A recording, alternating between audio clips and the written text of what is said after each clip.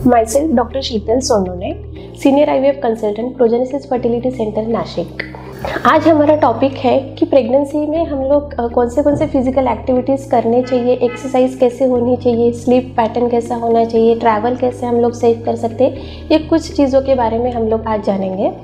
तो सबसे पहले कि हम लोग प्रेगनेंसी में प्रीनेटल चेकअप जो होते हैं उसका इंपॉर्टेंस क्या होता है। तो प्रीनेटल चेकअप जो होता है कि प्रेगनेंसी में जो होने वाले आगे कॉम्प्लिकेशंस रहते हैं उसको अवॉइड करने के लिए हम लोग प्रेगनेंसी में कौन से चेकअप करते हैं, उसके ड्यूरेशंस कैसे होते हैं, वो बहुत ज़रूरी है कि क्योंकि कॉम्प्लिकेशंस हम लोग अवॉइड कर सकते हैं, जैसे बीपी बढ़ना हो गया, शुगर हो गया, या फिर प्रेगनेंसी में लेबर में जो भी कॉम्प्लिकेशंस होते हैं। बेबी और मदर के वेलबींग के लिए ये फिजिकल एक्टिविटीज़ या फिर प्रीनेटल चेकअप जो हम लोग बोलते हैं ये बहुत ज़रूरी होता है। कुछ ब्लड टेस्ट होते हैं, एवरी टाइम आपको मंथली विजिट या फिर 15 डेज़ में विजिट आपके डॉक्टर के पास करने रहते हैं। पहले अगर कोई हमको डिजीज़ हो, जैसे बीपी बढ़ा हुआ हो या फिर पहले से शुगर हो, डायबिटिक हो हम लोग, तो उसको चेक करने के लिए फिर उनको मॉनिटर करने के लिए प्रीनेटल चेकअप बहुत ज़्यादा ज़रूरी रहता है। उसकी वजह से हम लोग बेबी और मदर की हेल्थ हम लोग मॉनिटर कर सकते हैं, बेबी की ग्रोथ हम लोग मॉनिटर कर सकते हैं, बेबी का वेट कैसे गेन हो रहा है, बेबी के आजू बाजू जो पानी है वो सब सही से हो रहे कि नहीं, ये चीज़ें हम लोग प्रीनेटल चेकअप में हम लोग चेक करते हैं। सेकेंड पॉइंट है हमारा कि प्रेगनेंसी में हमने कौन से फिजिकल एक्टिविटीज़ करनी चाहिए, कौन से एक्सरसाइज हम लोग कर सकते हैं। तो सबसे पहले हम लोग बोलते हैं, बहुत से पेशेंट्स ऐसे रहते हैं कि प्रेगनेंसी में बेड रिडन होना ज़रूरी है या फिर बहुत ज़्यादा एक्टिविटीज़ हम लोग नहीं कर सकते, ये बहुत मिसकंसेप्शंस है। आप मॉडरेट टाइप की एक्टिविटीज़, आप फिजिकल एक्टिविटीज़ आप कर सकते हो। ये बेबी और मदर के वेलबींग के लिए फिजिकल एक्टिविटीज़ बहुत ज़रूरी है। फिजिकल एक्टिविटीज़ से क्या होता है कि फिजिकल एक्टिविटीज़ से मदर एक्टिव रहती है, उनके जो प्रॉब्लम्स है या आगे जाके जो हमारे प्रेगनेंसी में, जैसे मैंने बोला है बीपी बढ़ना हो गया या फिर शुगर हो गया या फिर डिलीवरी में कॉम्प्लिकेशंस हो गए या डिलीवरी के बाद के जो कॉम्प्लिकेशंस हैं, हम लोग थोड़ी मॉडरेट टाइप की एक्सरसाइज या फिजिकल एक्टिविटीज़ करके हम लोग वो अवॉइड कर सकते हैं। तो कौन से फिजिकल एक्टिविटीज़ हम लोग कर सकते हैं। 20 to 30 मिनट आप डेली ब्रिस्क वॉकिंग कर सकते हो, योगा आप ट्राई कर सकते हो, योगा में मेडिटेशंस आप ये फिजिकल एक्टिविटीज़ में आप कर सकते हो, जिससे मेंटल स्टेबिलिटी भी आ सकती है। नॉर्मल टाइप के एक्सरसाइज जैसे स्क्वैटिंग आप कर सकते हो, नॉर्मल डिलीवरीज के लिए इसका हेल्प होता है। बहुत हेवी एक्सरसाइज या बहुत हेवी एरोबिक एक्सरसाइज हो गया ये आप नहीं कर सकते हो। जिम वगैरह हो गए, हेवी वर्कआउट हो गया, ये हम लोग अवॉइड करना है। और मोस्टली जैसे वो कौन सी भी एक्सरसाइज जो हम लोग करेंगे उसकी क्वांटिटी और वो कितनी ड्यूरेशन में करना है वो बहुत ज़रूरी है। तो किसी भी हेल्थ केयर प्रोवाइडर से आप उसकी प्रॉपर इंफॉर्मेशन ले सकते हो।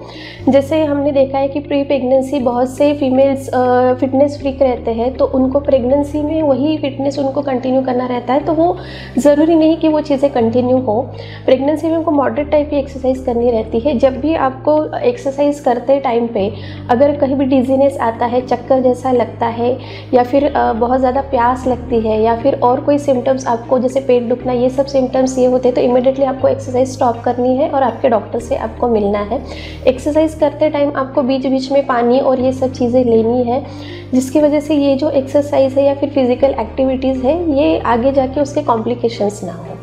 नेक्स्ट हमारा पॉइंट है कि प्रेगनेंसी में स्लीप पैटर्न कैसा होना चाहिए और स्लीप कितनी ज़रूरी होती है प्रेगनेंसी में। जैसे हमने देखा है कि प्रेगनेंसी में हमारे बॉडीज़ में बहुत चेंजेस होते हैं, हार्मोनल चेंजेस होते हैं या फिर फ्रीक्वेंसी, यूरिनेशन की फ्रीक्वेंसी बढ़ जाती है या फिर हमारा स्लीप पैटर्न जो है ये इन सब चीज़ों की वजह से डिस्टर्ब होता है। तो मैक्सिमम हमने 8 to 10 आवर्स की स्लीप हमने प्रेगनेंसी में लेनी ही है।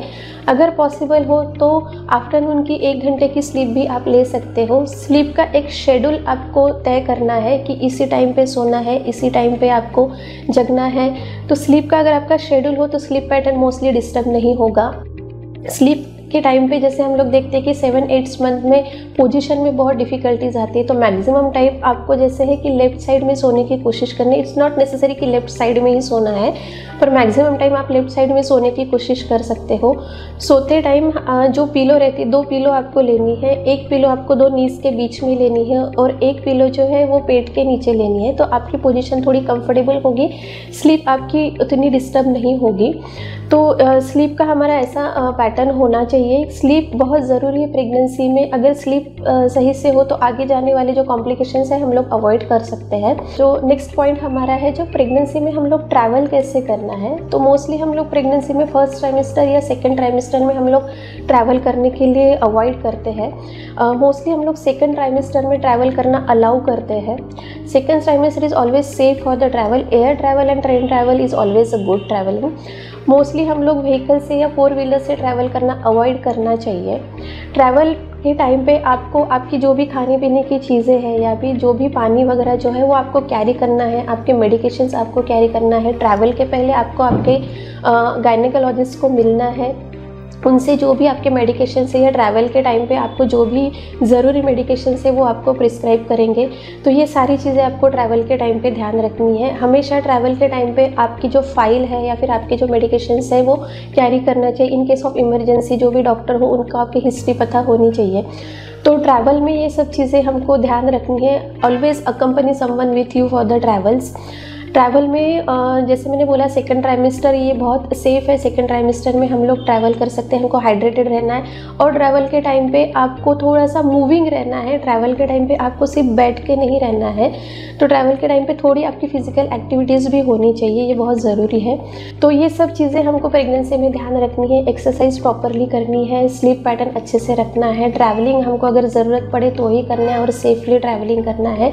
स्लीप पैटर्न हमारा अच्छे से होना चाहिए। विटल मूवमेंट आपको ध्यान रखनी चाहिए।